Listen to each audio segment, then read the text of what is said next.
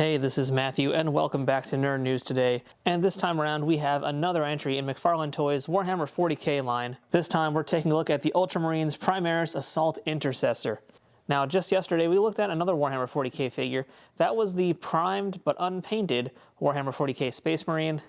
I had a lot of thoughts about that figure, so if you haven't watched that review yet, I recommend you take a peek at that one first, so you can hear some of the thoughts that I'm probably going to try not to repeat in this one, but we'll see how good I am at that. But either way, you should take a look at that one just to see if it's a figure you're going to want to add to your collection. But this time around, we've got another Ultramarine joining the crew, and this is the first fully painted Ultramarine as well. It's joining up this line. So let's go ahead and break down what this figure has. So let's go ahead and break down this figure and see if he's worth adding to your army. So the packaging is identical to the figure that we looked at yesterday. Pretty much everything in terms of the window, everything in terms of the color, and pretty much almost all the information is identical too. You can even see that the side is pretty much identical as well, but one of the differences is the other side of it, where we get to see a photo of the Intercessor, and this time around, yeah, it's a different picture because it's a different character. But otherwise, so far, pretty much the same. And you'll see now at the back of the box too, that's where there is also a little bit more of a difference, because this time around, the figure only lists itself and the Necron Warrior, who we'll be hopefully looking at very, very soon too. It doesn't list the unpainted Marine that we saw previously. I don't quite know why, because these are all part of the same launch, I thought. Because I thought they're all part of the same wave. I thought they're all part of this launch wave, but I don't know. The way McFarlane's been kind of trickling this line so far, it's a little bit confusing, because we do know already that joining this line is going to be an unpainted Necron Warrior, as well as a Sisters of Battle figure, and they're all coming out basically within weeks of each other, so I don't really understand how this debut line is working, what's part of Series 1, or how big Series 1 is. I don't get it. I don't know. But really, who cares, because we're not here to take too much time looking at the box. We're here to get this Marine out of the packaging, onto the field, and give him a run. So let's go ahead and take him out of the box and take a better look at our Intercessor from all angles. And here is our Ultramarine Primaris Assault Intercessor. That is such a mouthful to keep saying, but I guess I kind of have to. I'm just going to try and call him Ultramarine for the rest of this. But yeah, here he is now out of the box, and just want to let you guys know, I had to mangle the box to get him out of there, so in terms of this one being collector friendly, a little bit less so than one we looked at last time, because there's a few more different smaller pieces in there, and all of them have those little, not twisty ties, but little plastic ties they have to snip out with scissors, and so I had to really kind of mangle the packaging to get them out there because they're very close to the box. So yeah, if you want to be collector friendly with this one, you'll have to do a little bit of fighting to keep that box maintained. Honestly, for me, because I'm a loose collector anyway, I just cut into the plastic, cut around it, and that made it easier for me to get all those little twisty ties taken care of. So yeah, be warned if you want to take them out, but also keep the box to put them back into. But outside of that, man, I gotta tell you guys, Warhammer 40k was just perfectly made for action figures, and I can't believe it has taken this many decades to give us action figures. And this Intercessor is another really excellent entry in this series. So let's go ahead and take a better look at him. First things first, I mean, normally I don't talk about likeness, but there's not really a likeness per se. It's more like, did they get all the elements of the Ultramarine correct? And the answer is yes, they did. They've nailed the look of the helmet, they've nailed the pauldrons, they've nailed the logo on his chest, they've nailed all the little bits that are in the armor. You know, if you had a Warhammer figure to actually compare it to side by side, you'd see that, yeah, they've pretty much got all the pieces right. It looks really nice all across the board. You can see he's got some ammo pouches in his back here. Basically anything you would find on the minifigure, you're going to find here. And that's really great. I love that it is basically just an upscale miniature, because that's what I've wanted for so long at Warhammer 40k. Paint job is also very clean. You know, I think when you're doing Warhammer 40k figures, and the fact that the community is all about really painting your figures, you have to have perfectly clean looking toys. And yeah, they did this here. There's really very little slop. I'm trying to find any on this toy. Like I do see a few little scuffs you may or may not see in the video, but yeah, they're like so minimal that not a big deal. But otherwise, it's really clean paint job. Really no complaints. Let's see, actually I do see a little bit of smudge right here. That just feels like it's actually a little bit excess paint, and it's coming off now as I scratch it. So yeah, not bad at all. Really nice, solid paint job, nothing exciting.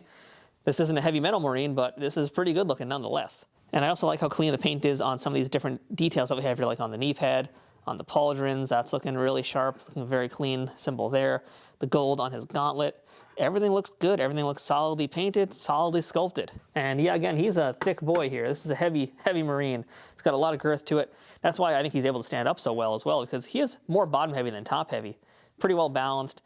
He does come with a base. I guess we're going to jump into that now. He does come with a 40k base, but as you can see, he doesn't even need the base. So I'm going to hold off on that for now. But while we're here, I do want to show you some other accessories he has. And the first of those is his backpack. So We saw a backpack as well in the previous figure that we looked at, the unpainted Space Marine. It's the exact same backpack. And let's go ahead now and try to put it on him, and all you have to do is just slide it into this little spot there. It should slide in with no problem. It already has. Boom, connected. Even with that backpack in, he's still, and I haven't really adjusted his legs, he's still able to hold his own weight. There you go, and that looks really nice. There's the pack on him. I love those Warhammer 40k packs. All right, let's go ahead now, grab his other weapons, because our Ultramarine also comes with a chain sword. This is the first chain sword in the line. We didn't get this with the unpainted figure. It's our first time here. And I will tell you guys know it's a little bit softer material than everything else in this toy. This backpack's pretty hard. The figure's pretty hard. This is a little bit softer. I mean, this part, not so much, but the handle, definitely softer. So that should be interesting how we put that into his hand. Nice detail on it, though. I like the little skull on the end of that handle there. And in addition to the chain sword, he's also got a heavy bolt pistol. So that's really cool, too. Let's go ahead, pop it into his hands, and it's pretty clear what's supposed to go where, because it's his right hand that has the trigger, and the left hand that looks like it's just got a fist to hold the sword. All right, we got the heavy bolt pistol in there. It took a little bit of work to get it in there because the hands are pretty stiff. They're also a little bit flexible. They're not that flexible compared to, like, let's say a Mattel WWE Elite figure. Those are very flexible, so they can hold their weapons. This one here, it's a stiffer plastic. It has a little bit of mobility, not a lot. So you're going to have to fight with it to get in there, but it does get in there, as you can see, and that looks very nice. That's looking good. Let's see about the chain sword. This one I've got concerns about because, yeah, again, his hands are so stiff. I don't really know what the best way is to get this in there, especially get that skull past him. So let me try getting the handle up from this way, see if I can successfully slide it in there. All right, there we go. I had to really bend his fingers in there. So I would suggest if you get this toy, don't do what I'm doing. Do this off camera, but heat it up with a blow dryer or some hot water. That'll make everything a little bit more flexible. That should make it a lot easier to get into his hands because, yeah, otherwise it's quite a struggle. And this is a pretty thin piece of plastic. I'd definitely be worried about that tearing off. But either way, I finally got it onto him. Now it's in, and this is how he looks, all suited up and ready for war with his chainsword and his bolt pistol. That's looking nice. Let's go ahead and we'll put on the base too, just to show you guys how that looks. Not like you even need it because he's so big, he's barely even on that base. Well, I'm not even going to bother with it because he doesn't need it. He's so well balanced already that, yeah, there's no point in adding it. So while we're at this, why don't we check out now Articulation, because we haven't even mentioned that yet. And unlike other McFarlane Toys figures that normally list their articulation, this one doesn't because he's going to be a little bit hindered.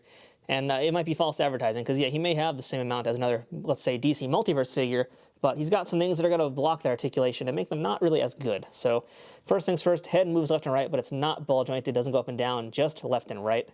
The shoulders do have full range of flexibility up and down, but they can't move outward beyond this point here because of the pauldrons. But the pauldrons do move, and they look pretty decent. I think, in my opinion, better than the Bondi ones we've seen recently. The elbows are double jointed, so that's really good. Would help him holding guns. The wrists can flex, it looks like, a little bit. No. The wrists can turn left and right, but they don't really flex. The chest portion does move a little bit. The waist, I tried to get it to move last time. I always have trouble with the McFarlane Toys waists. So it might move, it might not. I don't really know. It's just really stiff if it does move. The legs, they don't move much either because, again, he's got those thigh guards, so that's about as much as he can do. The knees do bend, and those are double jointed as well, so he can get pretty deep poses with that. And the feet can move. That's about it. So not the most articulated, but, again, this is a heavy assault kind of guy. He's not meant to be doing splits and things like that, so that's not the worst. Now let's go ahead and bring in our Space Marine from the other review. Let's see how they look side by side. This is the unpainted Ultramarine. Again, if you haven't watched that review, do make sure that you check them out. So here's how they look side by side, and I gotta tell you, this is already really awesome seeing these two together, and it really makes me want to get more Marines. I don't know about you guys, but yeah, I'm really into how this looks right now with the two of them together. Yeah, we need to get more just normal looking troops, because the Intercessor is a little bit special. We need to get more grunts. We need to get a lot more dudes in different colors. That's what I was talking about in my previous video too about these guys, is yes, they're awesome, but we need more of them. We need more basic infantry to have to our troops.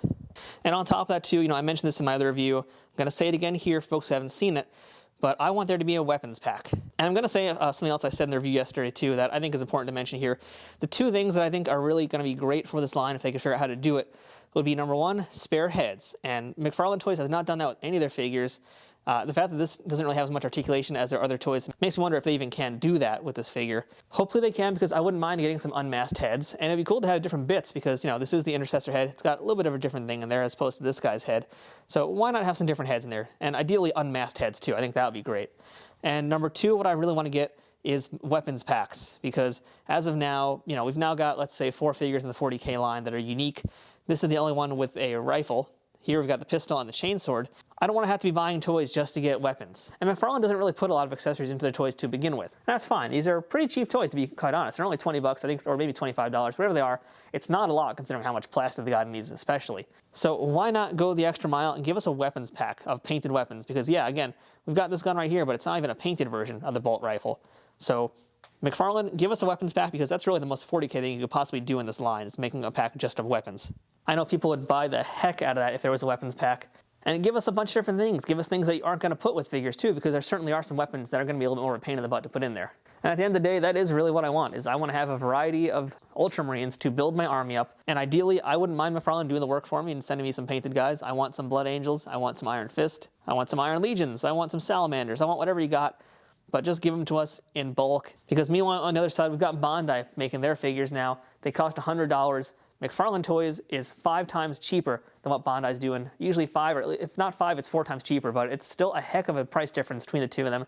And from what I've seen in the reviews of the Bondis, I think McFarlane has outdone them. So yeah, I want McFarlane to go way deeper in this line. I want a lot more Marines. Obviously, we're going to get more factions, but really, we need to get a lot more of these dudes. So let's hope that that happens.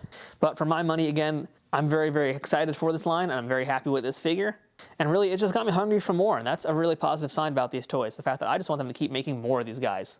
So I hope McFarlane listens to the fans, gives us more Marines, of course gives us other factions too, because we can't forget there's so many others in Warhammer 40K. I'm hoping that they do some Tau robots too. Hey, maybe that'll happen. But for now, if they're going to focus on Marines, which is fine by me, give us more variety, give us more painted guys, give us weapons packs, give us heads, give us something else to work with these toys. Because Warhammer 40K really is all about customizing and making the most out of your team with the points you're allowed to use in a game. So let's try and translate that into the action figures. So if you want to pick up any of these Warhammer 40K figures that you're seeing today in this video, go ahead and use our Amazon affiliate links, which you can find in the description below. It helps our channel a ton and costs you nothing extra to do that. And make sure you give this video a thumbs up and let us know which factions and characters you want to see in 2021, assuming that this line does in fact continue for McFarlane. And the only way that's going to happen is if people like you go out there and buy a bunch of these toys, primed and ready to paint, or already done for you. So until next time, I'm Matthew. Thanks for watching. We'll see you guys here next time here on Nerd News Today, and bring glory to the Emperor.